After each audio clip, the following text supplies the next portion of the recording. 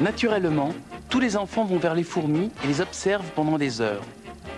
Ce n'est pas seulement un contact entre un être humain et un insecte, mais la rencontre de deux civilisations parallèles qui n'arrivent pas encore à communiquer. Certains adultes sont toujours fascinés par les fourmis. On va le voir tout de suite dans Format Fourmi avec Patrick Bleuzen et son équipe dans le making-of du film que vous venez de voir.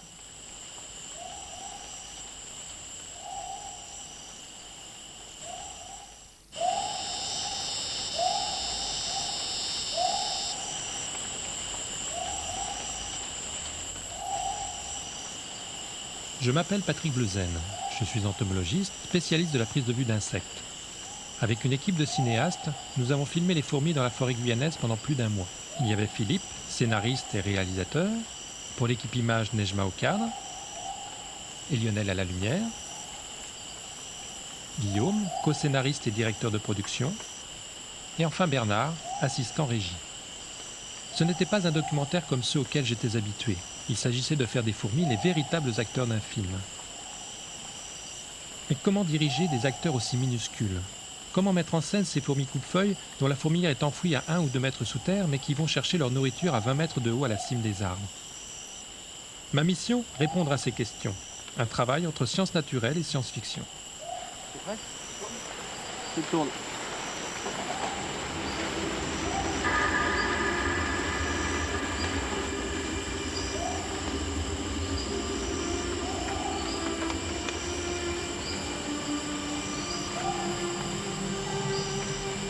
Doucement, donc.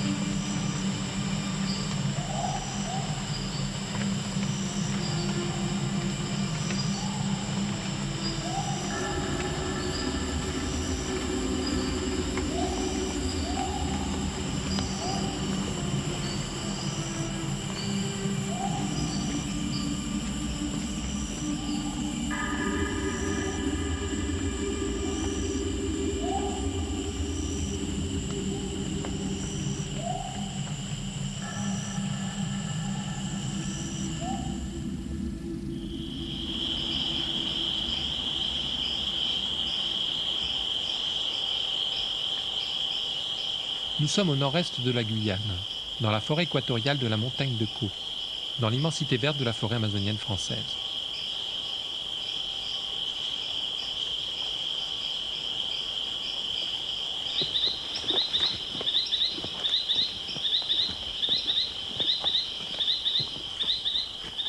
Première étape de mon travail, repérer les pistes des fourmis coupe-feuilles. Un classique de l'entomologie de terrain a priori, mais ma mission est en réalité aujourd'hui assez proche de celle d'un directeur de casting. En fait, il s'agit bel et bien pour moi de trouver en pleine jungle les personnages centraux du film et ces milliers de figurants les fourmis attaquent.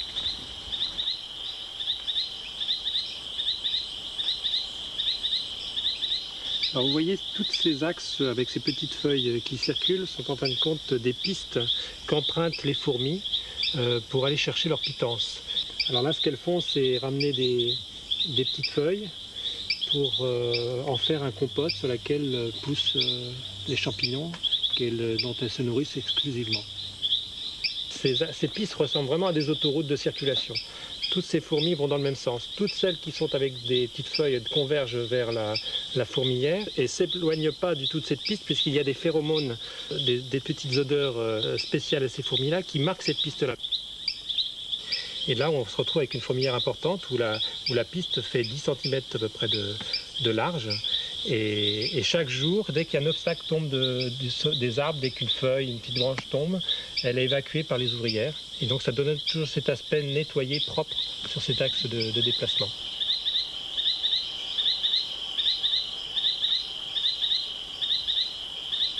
Sur le plateau de tournage, mon rôle est de créer les situations qui révèlent ces comportements. Je pose une feuille en travers de la piste et c'est l'embouteillage. L'objectif macro peut alors saisir les réactions de nos actrices en pleine action. Le travail de mise au point est délicat. Taille réelle des hata entre 2 et 15 mm.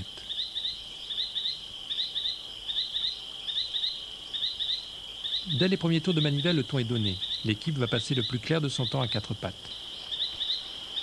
La reprise sur l'écran vidéo me permet aussi d'observer des détails qui m'échapperaient à l'œil nu. La taille de leur mandibule et leur redoutable efficacité. En quelques minutes, l'obstacle naturel qui barrait la route est découpé menu, déplacé, et la colonne peut reprendre son cheminement.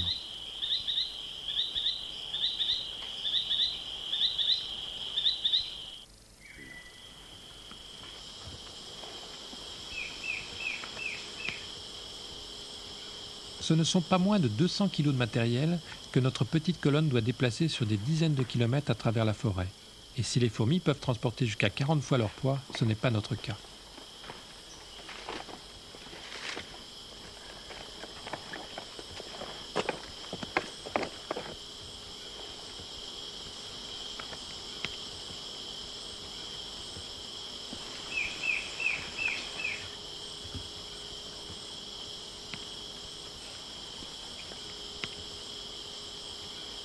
C'est plusieurs mois avant le tournage que notre travail a commencé. En confrontant les comportements biologiques, les contraintes techniques et celles du scénario, Lionel et Nejma ont pu choisir et mettre au point le matériel le plus adapté. Un mini travelling avec rail de 1,50 m et chariot posé sur des roues de roller pour assurer la fluidité des mouvements. Et une mini caméra montée sur un bras mobile et articulé, une Elmo, seule à même de nous faire pénétrer à 50 ou 60 cm sous terre à l'intérieur du nid.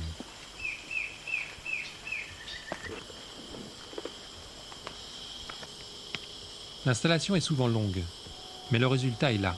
Pouvoir suivre les Hatas, non pas en spectateur à 2 mètres de haut, mais près d'elles, à leur échelle.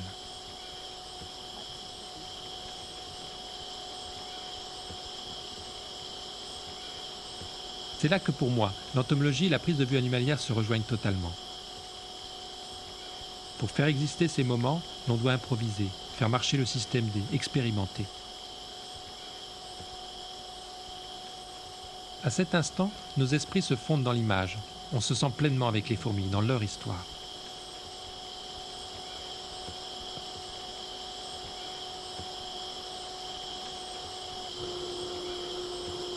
Tu fais pas mal de temps à la fin. Hein.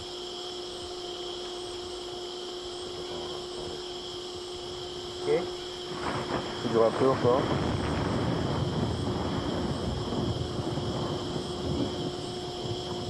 Bon, c'est coupé. Et en diaph, on est bien en bas? En bas, En diaph, on est parfait. on est parfait. On la voit, ouais, parce que là...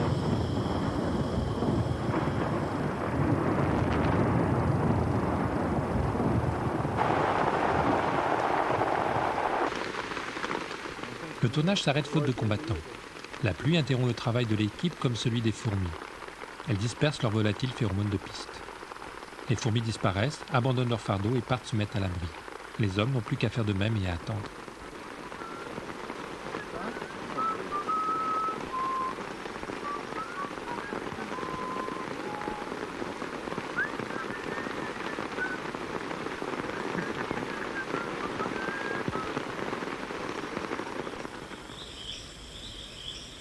Sous ces latitudes, l'orage disparaît aussi vite qu'il est venu. Mais il soumet les hommes et le matériel à rude épreuve. Les 90% d'humidité de l'air ambiant ont mis à mal les capteurs électroniques de la caméra. Nejma est obligée de jouer du sèche-cheveux. 15 minutes de pluie battante et ce sont parfois des heures à attendre avant que nos actrices ne pointent à nouveau leur nez. Nous choisissons donc d'avancer le planning des prises de vue en studio et de regagner le camp de Patawa.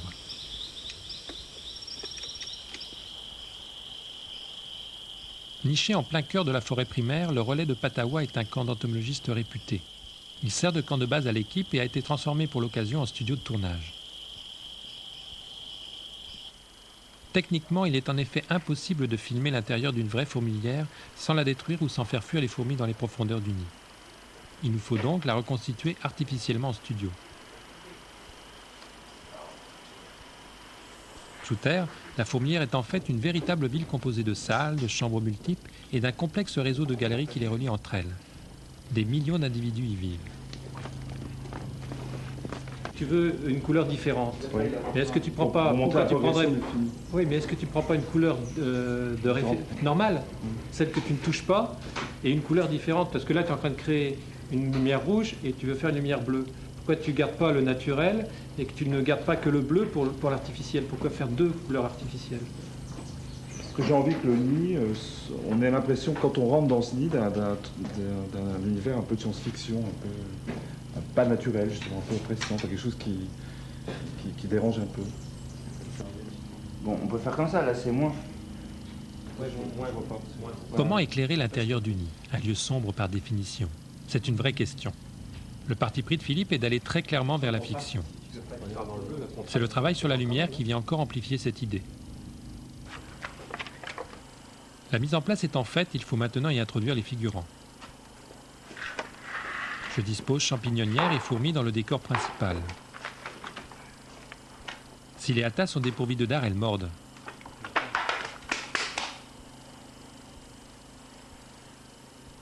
À la louche ou à la pince, Bernard n'est pas de trop pour m'aider, car les fourmis tentent de fuir leur nouvelle demeure encore vierge de leurs pistes odorantes. Avec les boîtes où il y avait des champignons qui ont survécu, les feuilles sont aussi mortes. Par moments, les manipulations me paraissent quelque peu simplistes et me replongent au temps de mes premières expérimentations enfantines. Déjà, quand j'étais petit, j'avais plus facilement des fourmis à 2 mètres de ma porte dans le jardin. Et, à vrai dire, j'ai passé mon temps à observer les fourmis, à être à 4 pattes dès que je suis marché, à regarder comment fonctionnaient les fourmis, c'est-à-dire ce qu'elles transportaient, leurs horaires, comment se passaient les combats. Je déplaçais parfois dans un seau une fourmilière que je ne mettais pas contre, mais très proche de la fourmilière, donc pour voir les interactions qu'elles avaient entre elles. Et donc je passais plus de temps à observer la nature et à 4 pattes qu'à m'intéresser à des jouets ou à des trains électriques, entre autres. D'ailleurs, je n'ai jamais eu de train électrique.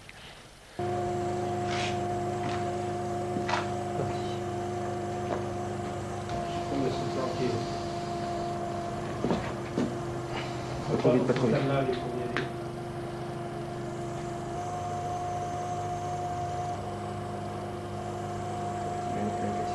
Très bien, ça. Ouais, c'est la grande. Très, très bien. Il y a une fourmi ailée. Ouais, puis la feuille. Waouh. Ah, c'est mieux celui-là. Oui, Non. c'est très bien, ça. On va tourner un peu.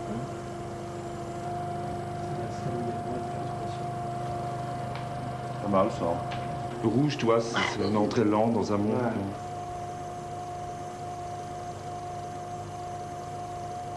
On voit les parois qui défilent. On a l'impression que c'est On plus doit rentrer long. dans un truc et puis c'est plus long en fait, la rotation.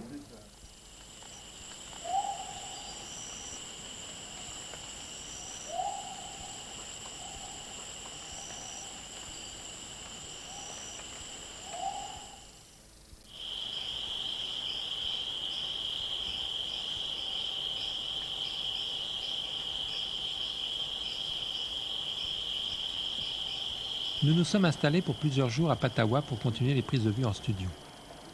Au programme aujourd'hui, la séquence 30. Elle met en scène un personnage clé du film, la reine-mère, la reine. C'est elle qui est à l'origine du nid. C'est la génitrice, la fondatrice de la fourmilière. Son univers naturel, l'obscurité la plus totale. Comment cet acteur du film va-t-il supporter les projecteurs? Elle est partie toute seule. On y va là?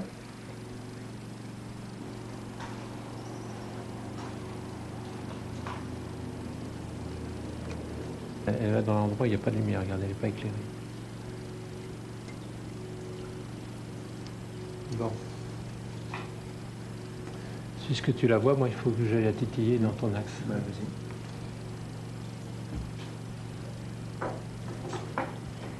Titi, là. Une paresseuse.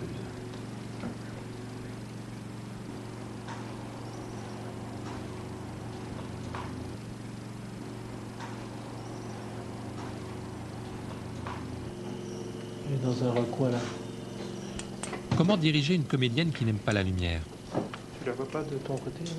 Comme ses congénères, le langage de la reine est essentiellement chimique. Elle répond avant tout aux odeurs.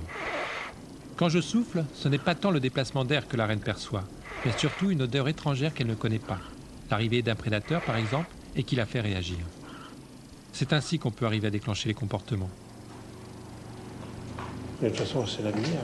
Hein, dans les galeries, il ne faut pas oublier que la reine ne voit pas le jour. Hein. Elle voit le jour une seule fois dans sa vie, au moment de l'essaimage. Malgré nos différentes tentatives, comme je le craignais, cette reine n'aime décidément pas la lumière.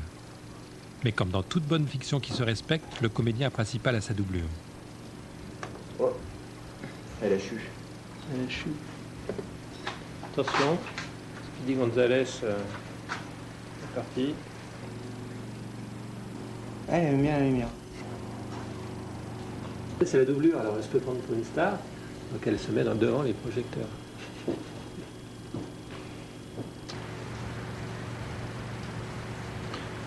C'est des soins, ça, Patrick? Ouais.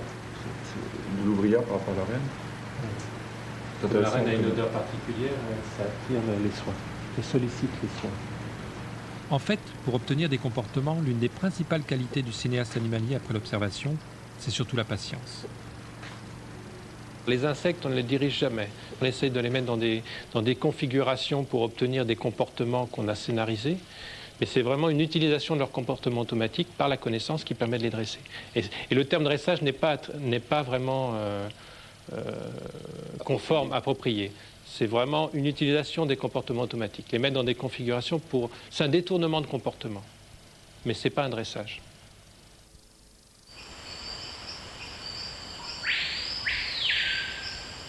Je suis à nouveau en repérage en forêt. Ma mission aujourd'hui, localiser une toute autre société de fourmis, les fourmis légionnaires, les terribles écitons.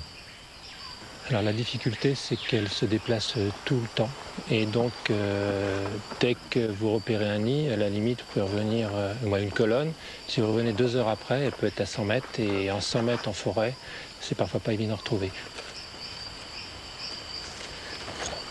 Ah, ça y est, elles sont là. Alors, elles sont en chasse, elles sont réparties partout. Alors, est-ce que le bivouac est par là?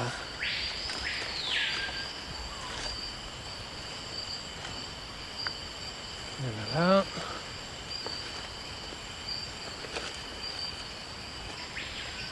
Ah, la colonne est là. Le bivouac doit pas être loin. Ouais, elle ramène des proies au nid.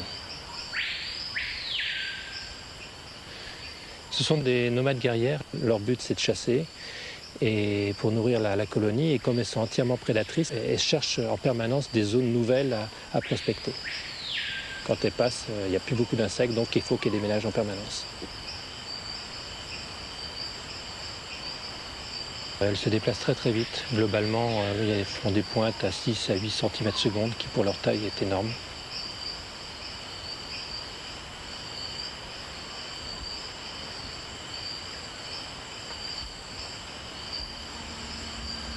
Ouais, c'est bien, hein.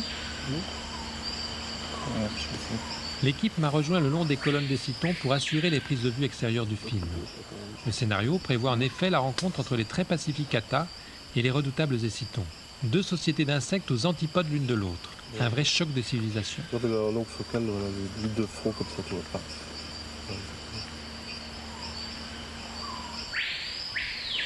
C'est bien, elle passe comme des fusées derrière, et puis et devant, elles sont... Je croirais un truc de Formule 1. Un jaune sec, pas trop. Ça, c'est clair. Je trouve que par rapport au film, ces colonnes, c'est vraiment les nomades par rapport aux agriculteurs. C'est Attila et Europe.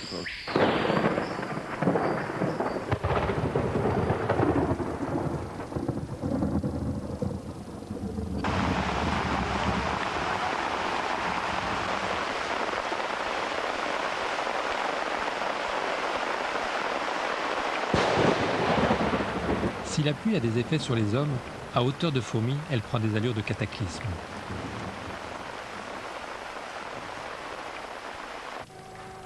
La recette pour un orage équatorial au format fourmi, une bouteille d'eau minérale et une fibre optique de 5 cm. Artifice et système D.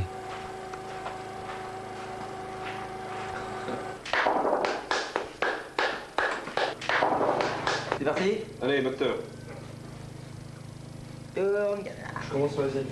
Ouais, Attends, hein. tu me dis. C'est clair.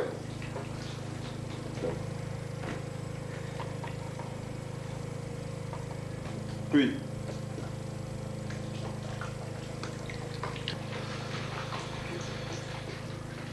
À certains moments, c'est aussi ça la magie du cinéma. Recréer des phénomènes naturels comme une pluie diluvienne sur un coin de table.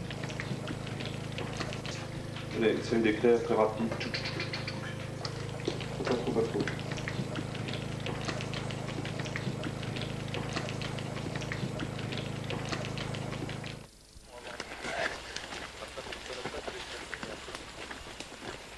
L'objectif du jour, récupérer les écitons pour la bataille finale qui aura lieu en studio. Une partie de l'équipe m'accompagne. Les renforts ne sont pas inutiles. Les écitons sont dangereuses. Elles ont un dard chargé de venin et savent s'en servir. Parce que j'ai pas envie de me faire piquer, moi. En un mot, elles piquent. Une piqûre d'éciton équivaut à une bonne piqûre de guêpe. Lorsqu'un danger les menace, lorsqu'elles se sentent agressées, elles déclenchent leur phéromone d'alerte et, solidarité oblige, se mettent alors à piquer en nombre. Nous allons perturber un nid de plus de 100 000 individus. La mission est délicate et demande quelques précautions. Je m'équipe donc en conséquence.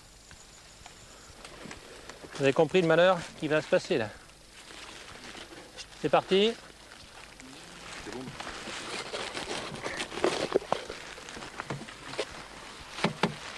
La pluie, c'est sympa. Vous sentez l'odeur? C'est l'odeur d'alerte. L'odeur d'alerte, c'est comme un cri chimique. Un cri que pousseraient en même temps des milliers d'individus. Faut regarder bien parce que ça craint. Oui, préparez-moi du bégon si elle commence à remonter trop loin.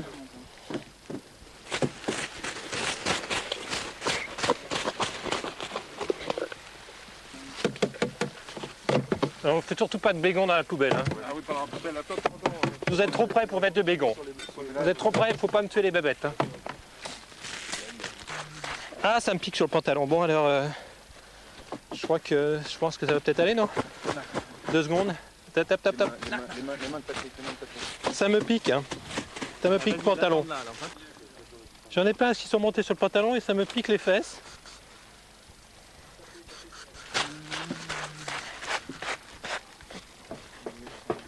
Tous ceux qui ont des mains libres, vous me faites un super nœud là, avec la poignée.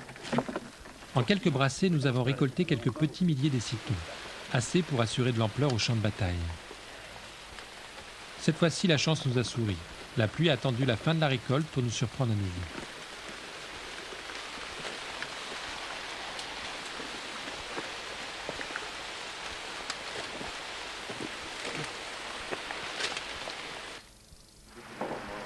Le studio est cette fois-ci le théâtre d'une guerre programmée. Dans la poubelle, les écitons, et ici, dans cette petite chambre, l'un des futurs champs de bataille. J'installe le robinet à écitons, un pont-levis en PVC qui me permettra à volonté de contrôler le flux des envahisseurs. Nejma et Lionel règlent les dernières lumières sur l'imminent théâtre des opérations. La bataille se prépare. Un doute subsiste, le combat va-t-il marcher? Scientifiquement, il est tout à fait plausible, mais il s'agit ici de reconstituer une confrontation rare entre insectes de la même famille. Cette scène est l'enjeu dramaturgique de la deuxième partie du film et c'est aussi l'un des moments les plus délicats du tournage. Une dernière touche au dispositif. Rien de tel qu'une suave odeur de mousse à raser pour assurer l'étanchéité du système, éviter la fuite des écitons et les canaliser dans le droit chemin qui les mène au fond. L'odeur, toujours l'odeur. J'introduis les Hata dans le petit théâtre. Elles ne se doutent pas encore de ce qui les attend.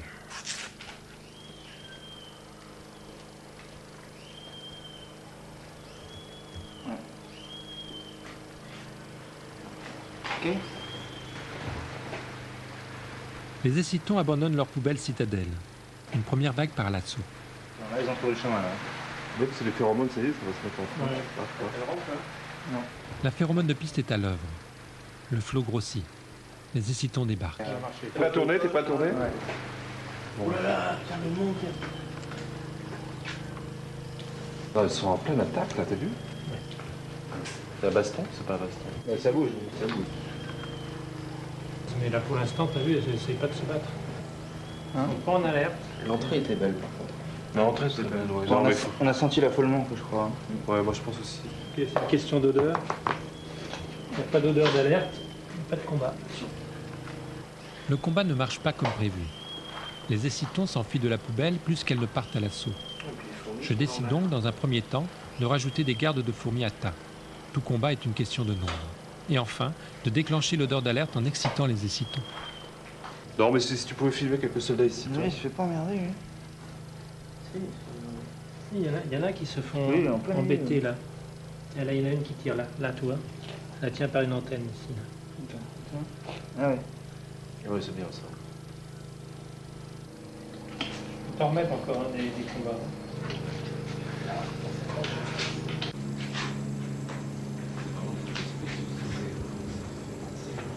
fait, ça marche. Alors. Ben, il faut les titiller. De toute façon, c'est des stimuli. Donc il faut les forcer à se battre. Et comme elles se défendent, elles s'aident mutuellement ou elles se défendent mutuellement, si tu arrives à créer un combat, ils vont venir aider leurs congénères. Oh putain. Oh là là là là. Attends. On va mettre de l'eau. Ça se fait retourner.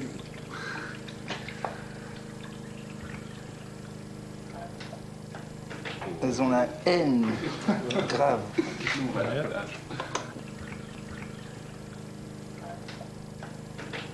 Et Lata, il s'y remet. Il s'y remet? C'est Lata qui mène le combat. Regarde.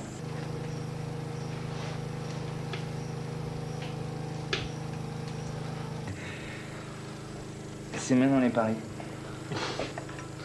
Le soldat à taille gagne en général, non? Ah bah là, il a gagné, là. Ouais. Pas si évident Ouais. que ça. Bon, je suis content parce que le soldat à taille est un vrai héros du film. Ouais. Ah ouais, carrément.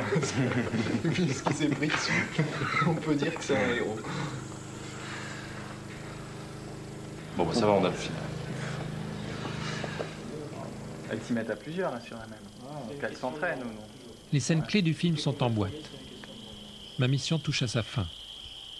Dehors, la forêt est immense. Elle bruisse à chaque seconde de milliers de combats pour la vie, identiques à celui que nous avons reconstitué en studio.